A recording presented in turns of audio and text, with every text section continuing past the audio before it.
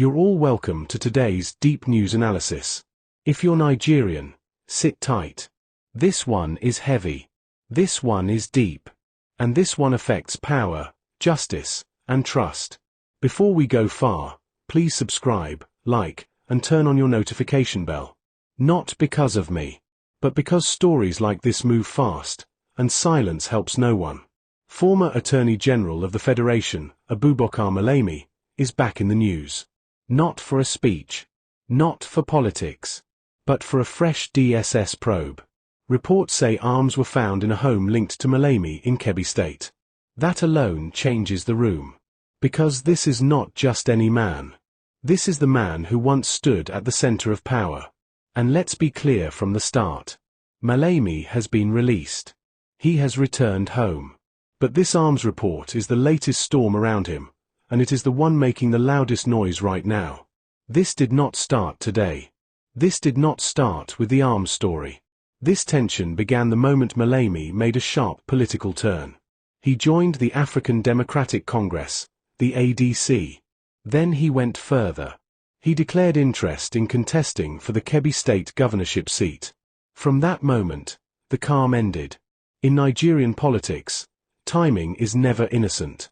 When a man leaves the center of power, picks a new platform, and shows interest in ruling his state, the system watches closely.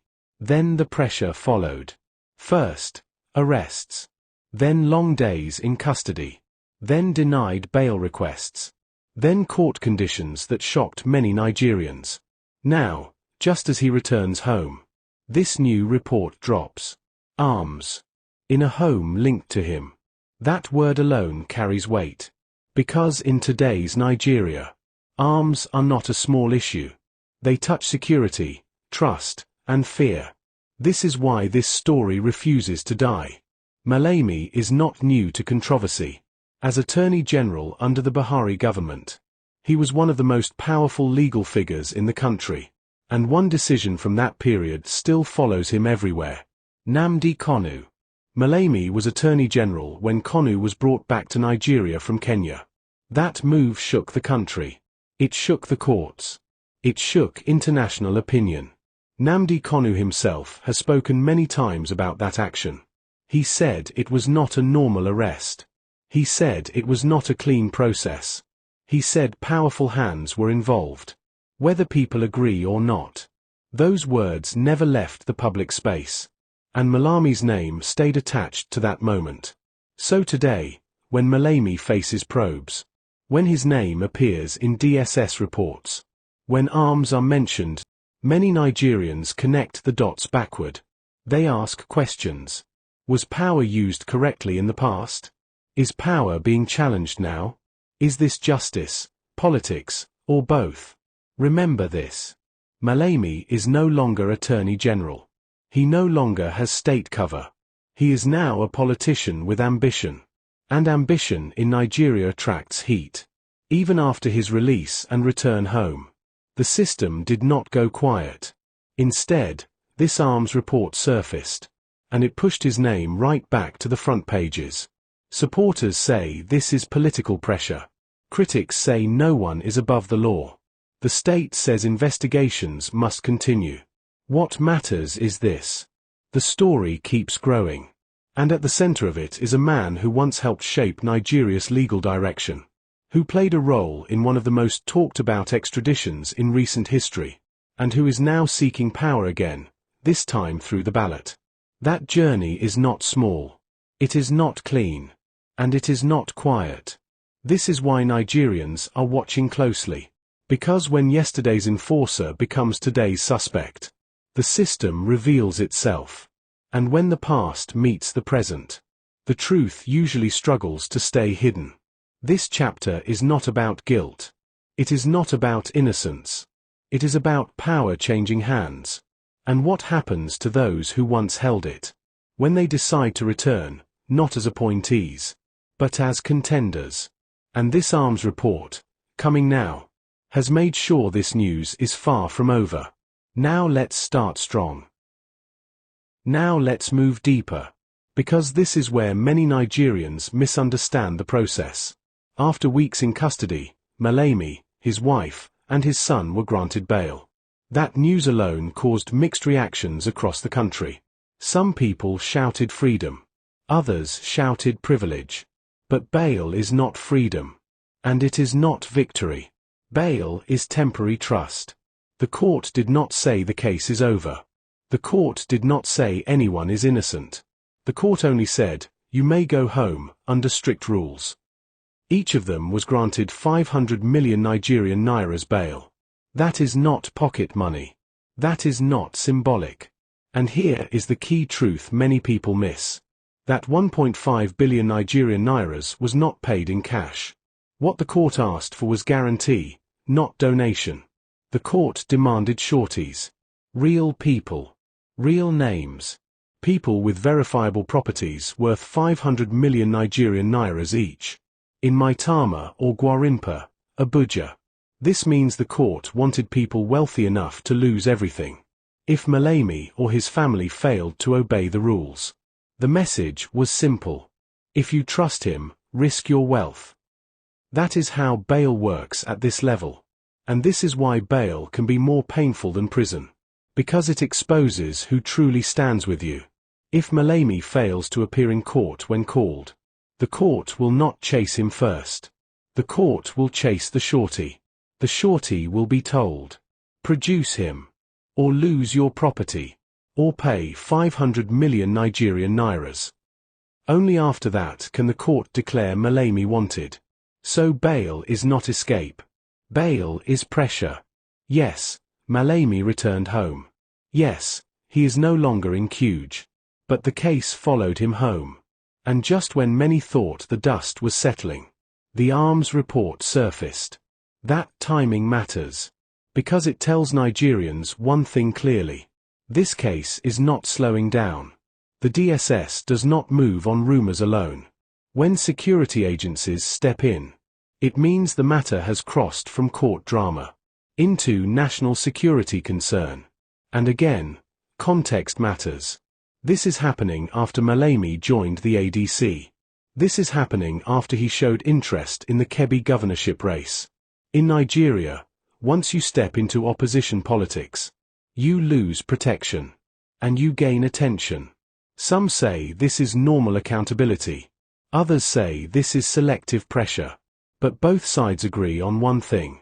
The system has turned its eyes fully on him. And the past keeps coming back. Because Nigerians remember his role as Attorney General. They remember the confidence. They remember the authority. They remember how he spoke for the state. And they remember Nnamdi Kanu. Kanu has said repeatedly that powerful officials were involved in his return from Kenya. He said laws were bent. He said procedures were ignored. He said politics spoke louder than justice. Those statements did not disappear. So when Malami now faces investigation, many see it as irony. Others see it as balance. And some see it as unfinished business. This is why the Malami story feels bigger than one man. It feels like a test of the system itself. Will investigations be fair? Will they be deep? Will they stop at the surface? Or will they reach the root?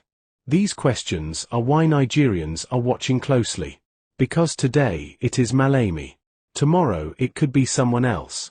Power rotates. But records remain.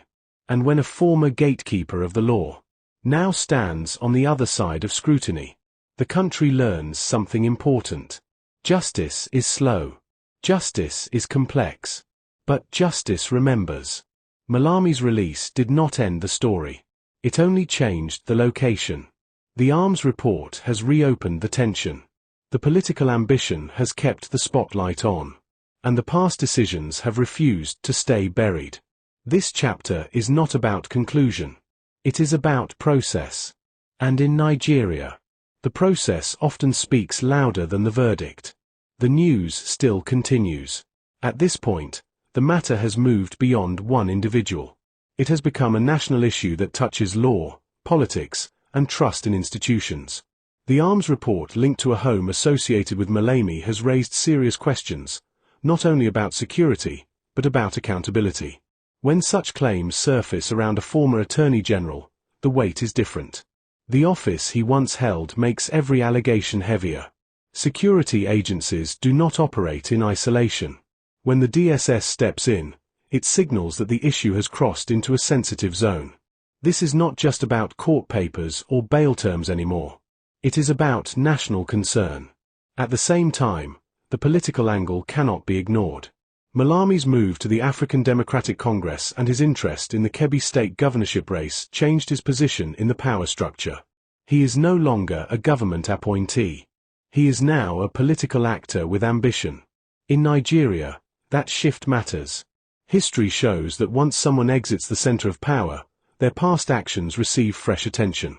Decisions that were once defended by office begin to stand alone. And scrutiny increases. This is where public memory comes in. Many Nigerians still remember the extradition of Nnamdi Kanu from Kenya to Nigeria. They remember the debate. They remember the outrage. They remember the legal questions. Nnamdi Kanu has repeatedly stated that his return was not carried out through normal legal channels. He has claimed that top officials were involved and that his rights were violated. Whether those claims are accepted or disputed, they remain part of the public record. Malami's name has always been linked to that period. As Attorney General, he was the legal face of the government.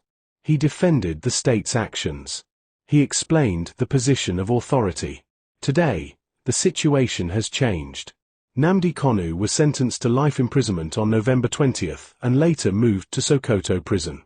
That development intensified public debate, especially among those who believe his case reflects deeper issues within the justice system. Against this background, the investigations surrounding Malami are being viewed through a wider lens. For some, they see a connection between past actions and present scrutiny. For others, they see a clear separation between legal accountability and political rivalry. What is clear is that the Nigerian public is paying attention. Questions are being asked about consistency, about due process, about whether the law applies evenly to all, regardless of past status. The bail conditions, the arrests, the release, and now the arms report have all added layers to the discussion. Each development has kept the issue alive. Institutions are also under observation. How the DSS handles the investigation. How the courts manage the case going forward. How political actors respond. Every step will be judged. This is because Nigerians have seen cases rise and fade before. They have seen investigations announced and later forgotten. They have also seen moments where the system followed through. The current situation sits between those two possibilities. For Malami, the road ahead is uncertain. For the political space in Kebbi State, the atmosphere is tense. For the nation, the case has become a reference point. It raises a broader issue about the relationship between power and accountability. About what happens when former insiders face the same system they once represented. There is also the issue of precedent. If investigations are carried out thoroughly and transparently, it sends a message. If they stall or become selective, it sends another. That is why this matter has refused to fade. It is not driven only by headlines. It is driven by what it represents. Nigeria is at a point where public trust in institutions is fragile. Cases like this either help rebuild that trust or weaken it further. As developments continue, the facts will matter more than opinions. Official findings will matter more than rumors. And process will matter more than politics. For now, the nation waits. Watching how the investigation unfolds. Watching how the courts respond. Watching how the political landscape adjusts. This is not the end of the issue. It is a moment within a longer national conversation about law, power, and responsibility. And how this is handled will be remembered long after the headlines move on. The situation surrounding Abubakar Malami remains active and unresolved. Despite his release and return home, the investigations linked to him have not ended. The arms report associated with the property in Kebbi State has ensured that security attention remains firmly in place. At this stage, no final conclusions have been reached by authorities. What exists are ongoing probes, legal processes, and unanswered questions. Both the DSS and other relevant agencies are expected to continue their work within the limits of the law. The political context also remains significant. Malami's decision to align with the African Democratic Congress and express interest in the Kebbi State governorship has altered how his case is viewed in the public space. Political ambition often reshapes scrutiny, especially for former office holders. Public reaction has remained divided. Some view the developments as overdue accountability. Others see them as politically charged. What cannot be disputed is that the matter has moved beyond private concern and into national focus. The broader implications are clear. How institutions manage this case will influence public confidence in the justice and security systems. Consistency, transparency, and adherence to due process will be closely observed. At the same time, the case continues to draw attention because of its historical links, particularly decisions made during Malami's time as Attorney General. Those past actions remain part of the public conversation and continue to shape present interpretations. As of now, all parties involved remain subject to the law. Investigations are ongoing. Court processes are still in motion. No official outcome has been declared. Until facts are fully established and procedures completed, the situation remains open. Developments in the coming period will determine the direction of the case and its wider impact on the political and legal environment. For now, the matter stands as a significant national issue, one that reflects the ongoing tension between power, politics, and accountability in Nigeria.